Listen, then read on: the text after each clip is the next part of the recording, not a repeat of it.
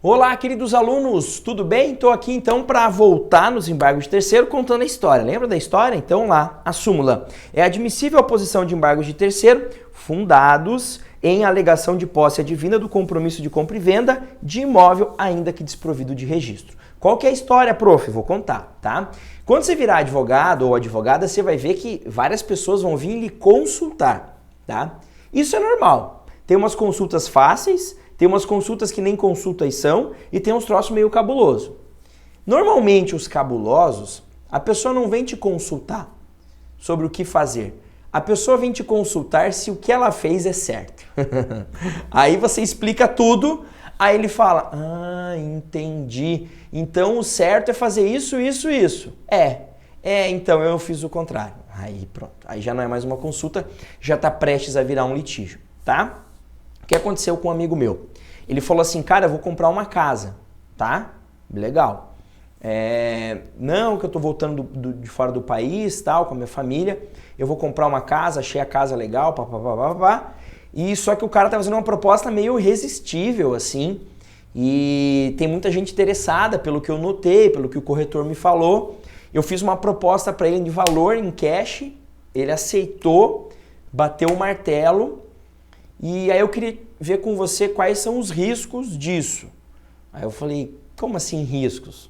A casa você viu, você foi na casa, ela está desabitada? Não, ela está desabitada, inclusive eu estou morando nela. Como assim? Não, ele me concedeu um empréstimo da casa por um período até que ele me transfira a propriedade. Aí eu, mas por que ele não transfere a propriedade agora? Não, porque ele está com não sei o que, e começou a contar umas histórias. Aí eu falei, então vou fazer o seguinte, você tem algum documento? Não. Eu falei, então faça uma promessa de compra e venda, tá? O que é isso? É uma promessa em que ele, ou compromisso de compra e venda, ele se compromete, ele promete a te transferir a casa, lá no registro, transferir. E você promete a comprar pelo preço que está pactuado. Aí ele assim, não, mas isso tá de boa, pô, eu tô morando aqui, é óbvio que ele vai transferir. Eu falei, mas você já pagou? Já. Aí ele assim, qual é o risco? Eu falei, o risco é ele não transferir e você pagou.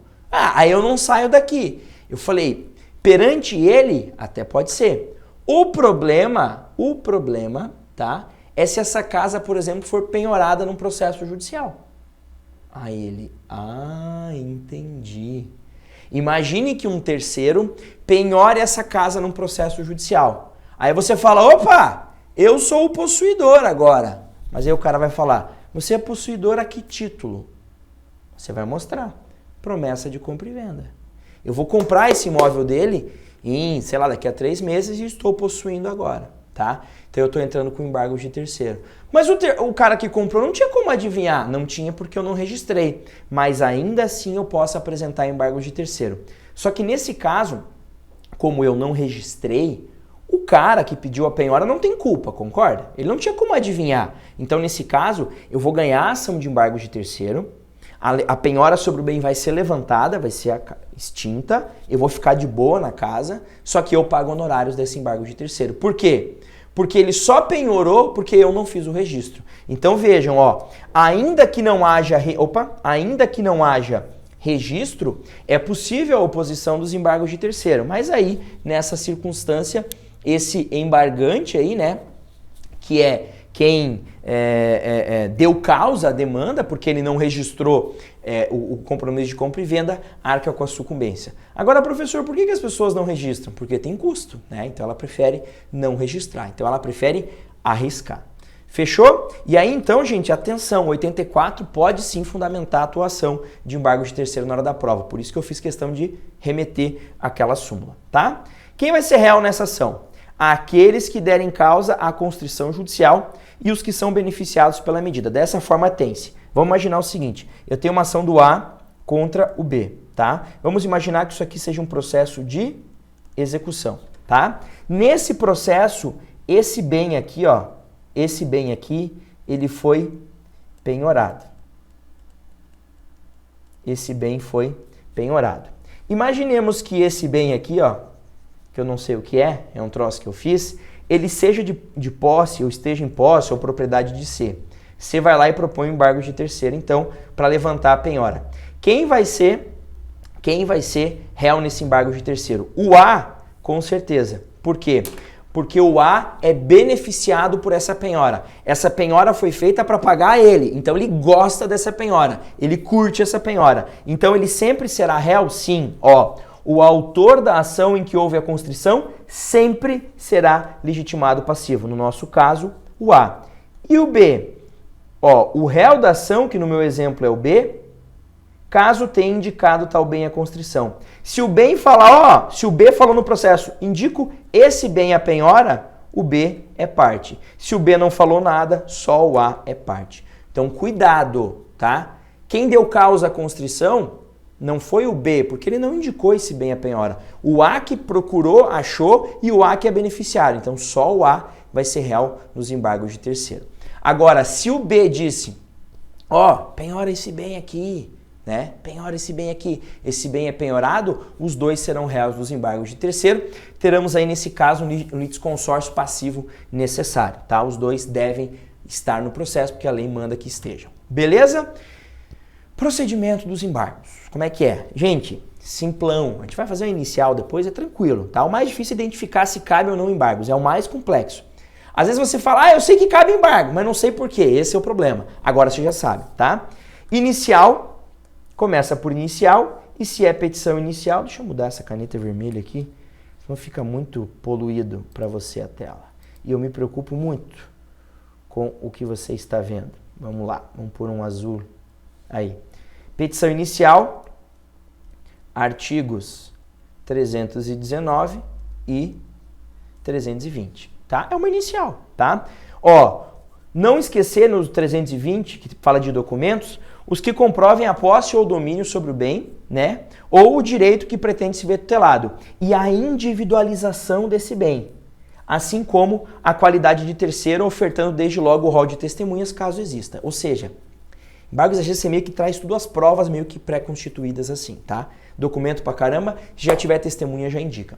Professor, o que é individualização do bem? É dizer qual é o bem. Ah, o bem é um carro, chassi tal, placa tal, ano tal, cor tal, modelo tal. Isso. É a casa tal, que está registrada no registro de imóveis, número tal, matrícula tal, parará, tantos metros quadrados, aquela descrição que tem matrícula, né? Na rua tal, de quem olha da rua, de frente, ao lado direito de quem olha, faz limítrofe com lote, faz vizinho, faz limite com lote tal, na rua esquerda, daquela descrição completa sobre o bem, né? Tanto tal, né? Beleza. E detalhe importante, distribuição por dependência. A regra é essa, tá?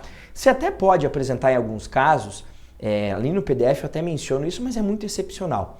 Os embargos de terceiro no juízo deprecado, tá? Quando lá no juízo deprecado é que eles penhoraram bem que não poderiam. Foi ordem de lá, a ordem foi de lá. Você até pode apresentar lá, mas normalmente você vai apresentar no juízo deprecante, tá? E aí, distribuição por dependência. Fechou? Possibilidade de audiência de justificação prévia. A audiência de justificação prévia serve para quê? Provar os requisitos da liminar, que a gente já vai conversar sobre ela, tá? Provar os requisitos da liminar. Que liminar, tá? Que liminar, olha lá. Julgando suficientemente provado o direito alegado, com ou sem audiência preliminar, o juiz determinará a suspensão das medidas constritivas sobre os bens litigiosos, objeto dos embargos, bem como a manutenção ou a reintegração provisória da posse, com possibilidade de exigência de caução para realizar a reintegração, tá? Então a liminar é essa. Se você provar que de fato você tem o direito, né, a permanecer naquele bem ou evitar, né, evitar que haja uma constrição judicial, beleza, você vai conseguir isso liminarmente. E detalhe, se o juiz entender que não está muito bem provado, o que ele pode fazer? Audiência de justificação prévia. E eu já te disse isso uma vez lá na aula de possessória. Toda vez que você falar em audiência de justificação, justificação prévia, audiência só de justificação, quer dizer o quê? Audiência para provar. Normalmente é para provar algum fato que interessa para liminar, tá? Isso acontece em processo, em medidas cautelares, isso acontece em ações possessórias, isso também acontece aqui nos embargos de terceiro. Professor, como é que você lembra disso tudo? Vou te contar um segredo, eu não lembro de nada, eu colo da lei o tempo todo e você vai fazer isso na hora da prova. Não, eu lembro porque eu dou aula disso há muito tempo, mas você não precisa, não gaste a sua memória cinzenta com coisa que você não precisa lembrar, tá? Então lembra de ler a lei, isso você não pode esquecer, tá no código, identificou que é embargo de terceiro? Regra, tem que ler os dispositivos do embargo de terceiro. Fechou? Tranquilo? Aí vai ter citação, em regra na pessoa do advogado, salvo se não tiver procurador constituído nos autos, contestação em 15 dias e depois segue rito comum. O que é rito comum? Produção de provas e a prolação da sentença, tá? Beleza? Sentença confirmando ou não a liminar lá que foi dada antes. Ou se não foi dada, agora sim eu quero a proteção, eu quero a reintegração do bem, né? Se eu já perdi... Por exemplo, o ato de constrição foi uma busca e apreensão, foi uma penhora e já enviou para o depósito, volta para mim. Ou foi apenas uma penhora, então levanta a penhora, essa é a ideia, tá? O professor ele fala em prestar caução, muitas vezes se o bem saiu de você e você quer que volte, e o juiz entender que esse bem pode perecer, por exemplo, ele pode exigir caução para isso, tá? Se você for beneficiário da justiça gratuita, ele dispensa a caução e aí na prática ele acaba dizendo que fica depositado em juízo para não ter problema. Então o bem não vai nem para um lado nem para o outro, fica aqui, pelo menos a gente garante que ele vai permanecer intacto, tá? Duas observações finais. A gente vai falar de duas súmulas no final da aula, mas agora vamos falar sobre o momento do oferecimento dos embargos, tá? Para a tua peça, eu não me preocupo com isso. Porque se ele te narrar a situação que cabe embargos, ele vai te dar a situação que cabe por causa do prazo. Ele não vai falar assim, né? A peça é o que fazer, não é o que não fazer, né? Então ele vai te dar uma saída que é viável, né? Não vai ter muita discussão de por que cabe aquilo. Cabe, ponto, porque é uma prova, tá? Agora, numa questão, ele pode desenvolver isso daqui. Professor, eu posso apresentar embargos no processo de conhecimento? Pode. No processo ou fase de execução de cumprimento de sentença? Também. Quando? No processo de conhecimento, em qualquer momento, tá? Desde que não tenha transitado em julgado. Se transitou em julgado, eu tenho que esperar a fase de execução ou a fase de cumprimento de sentença. E aí quando? Tá? Até 5 dias depois da adjudicação, da alienação ou arrematação, mas sempre antes da assinatura da carta, tá? Por isso que é muito comum na prática o juiz fazer o quê? Arrematou o bem no leilão. Ele espera uns 10 dias para expedir a carta de arrematação. Porque é essa carta que vai levar à transferência no registro. Se ele expede no dia seguinte, corre o risco de no 5º dia o cara querer apresentar os embargos. Mas não pode porque a carta já foi expedida. Então, para evitar isso, o juiz acaba dizendo, espera um pouquinho, uns 10, 15 dias, expede a carta e aí depois disso o cara já não vai mais ter prazo para argumentar, tá? A ideia de antes da respectiva carta é para proteger em terceiros de boa fé que adquiriram um bem no leilão, né? Eu arremato um bem no leilão, é sacanagem depois eu ter que perder. Então, o cara tinha um prazo ali para apresentar aquilo ali em até 5 dias após essa alienação do bem, a arrematação ou a adjudicação, que é a transferência do bem para o exequente, tá? Em regra, né, para o exequente. Agora, olha uma observação que a lei traz muito interessante. Caso identifique que a existência de terceiro titular de interesse em embargar o ato, o juiz mandará intimá-lo pessoalmente. Sabe o que é isso? É uma prevenção. É evitar o embargo de terceiro. É o juiz pensar assim, cara, vamos evitar os embargos de terceiro? Como? Eu vou penhorar esse carro. Mas esse carro, ele está alienado fiduciariamente para um banco, então eu vou intimar o banco antes de penhorar. Tá? Vamos penhorar essa casa. Mas o cara é casado em regime de comunhão parcial ou universal de bens. Então vamos intimar a esposa dele já. Ou seja, já intima pessoalmente para seguinte, quer resolver, resolva. Quer apresentar embargos, apresente. Mas não deixe chegar lá na fase de arrematação para você vir apresentar. Porque o que acontece muitas vezes? O bem é penhorado e a pessoa nem sabe, né? Ah, penhorei o imóvel do casal, tá? Aí vai lá o oficial, aí a parte, o marido, por exemplo, é parte no processo. Ele é intimado pelo advogado no processo. Aí ele não conta para a esposa, ele fica quieto. Aí a esposa só vai descobrir essa penhora quando o bem já está em leilão. Aí vai dar todo aquele transtorno. Pô, já gastamos com leilão. Eventualmente alguém veio e arrematou. Aí a mulher vem e apresenta embargo de terceiro? Não. Então, se é um bem que ele é casado, né? Um bem imóvel e ele é casado, penhora, já intima a mulher, porque ela já sabe disso aqui e já apresenta embargos agora na fase de conhecimento. Quando você chega na fase de execução, claro, existe a possibilidade, a gente acabou de ver de embargo de terceiro, mas isso acaba atravancando o objetivo da execução, que é efetivar a decisão judicial. Por isso essa previsão da lei aqui é muito interessante. Ela mostra assim a necessidade de o juiz ser esperto, estar atento. Opa, se tem alguém aqui que é interessado nesse bem, já vamos intimá-lo pessoalmente para que já tente resolver. Para que evite o embargo de terceiro, não evitar o embargo de terceiro agora tranquilo, é evitar lá na execução. Porque já pensa, todo o processo andou, aí na hora de receber tem embargo de terceiro, pô, horrível isso, né? Beleza? Então vamos lá. E aí para finalizar,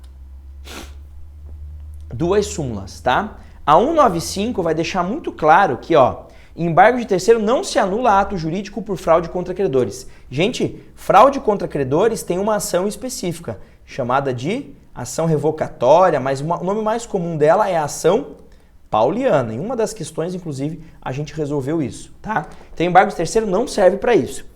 E a 303 vai deixar claro lá a questão da sucumbência, né? Quem deu causa à constrição indevida deve arcar com os honorários advocatícios. É a súmula do STJ que vai trata da questão dos honorários de sucumbência nessa ação de embargos. Beleza? Com isso, agora você está pronto para pular um nível, que é um nível mais tranquilo. Por isso, no papel, fazer a peça. Vamos estruturar? Então vem comigo para o próximo bloco para a gente estruturar a tua peça de embargo de terceiro. Um grande abraço, bons estudos e até mais.